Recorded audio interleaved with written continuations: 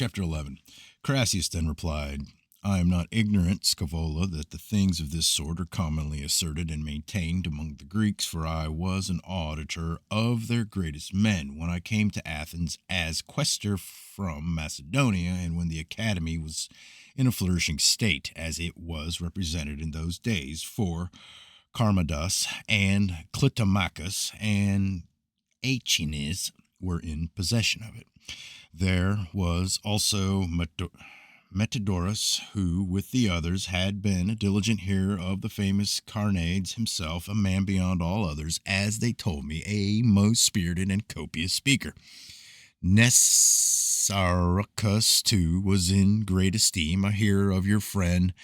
Pantius, and Diodorus, a scholar of Critolus the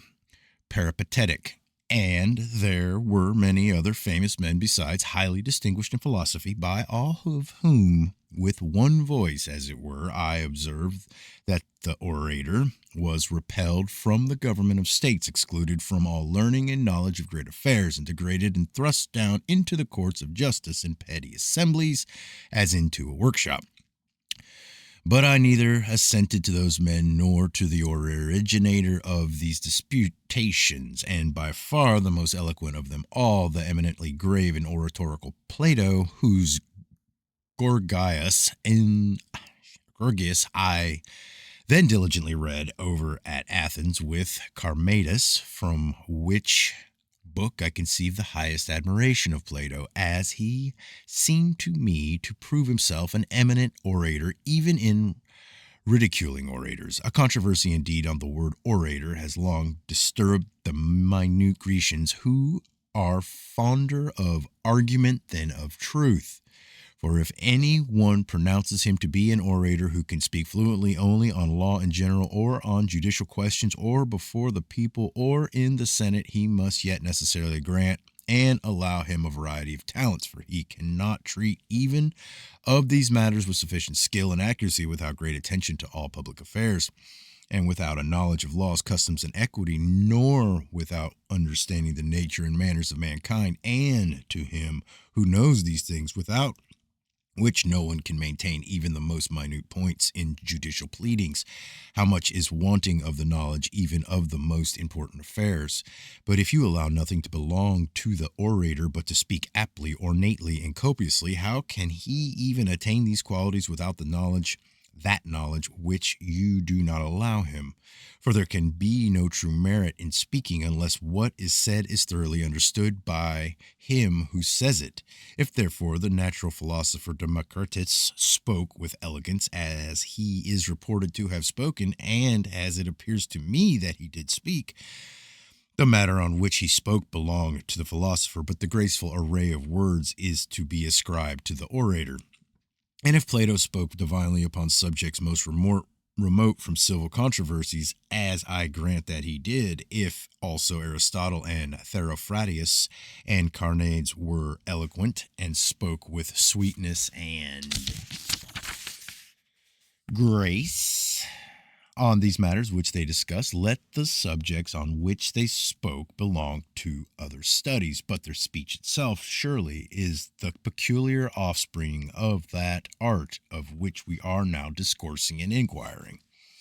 For we see that some have reasoned on the subjects genuinely and dryly, as Chrysippus, whom they celebrate as the acutest of philosophers, nor is he on this account to be thought to have been deficient in philosophy, because he did not gain the talent of speaking from an art which is foreign to philosophy. 12. Where then lies the difference? Or by what term will you discriminate the fertility and copiousness of speech in those whom I have named, from the barrenness of those who use not this variety and eloquence of phrase? One thing there will certainly be, which those who speak will exhibit as their own, a graceful and elegant style, distinguished by peculiar artifice and polish. But this kind of diction, if there must either amount, no,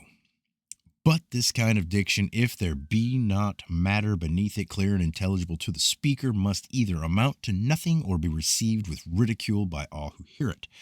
For what savors so much of madness as the empty sound of words, even the choicest and most eloquent, when there is no sense of knowledge contained in them?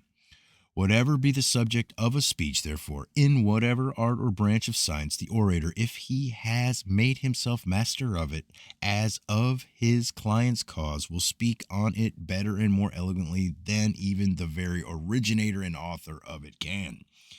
If indeed anyone shall say that there are certain trains of thought and reasoning properly belonging to orators, and a knowledge of certain things circumscribed within the limits of the form,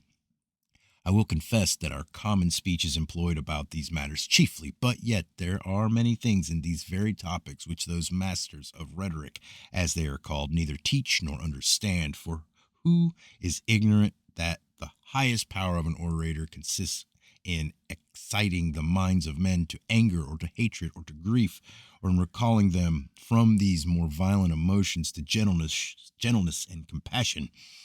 which power will never be able to effect its object by eloquence unless in him who has obtained a thorough insight into the nature of mankind and all the passions of humanity and those causes by which our minds are either impelled or restrained. But all these are thought to belong to the philosophers, nor will the orator, at least with my consent, ever deny that such is the case. But when he has conceded to them the knowledge of things, since they are willing to exhaust their labors on that alone, he will assume to himself the treatment of oratory, which without that knowledge is nothing. For the proper concern of an orator, as I have already said, is language of power and eloquence accommodated to the feelings of understandings of mankind.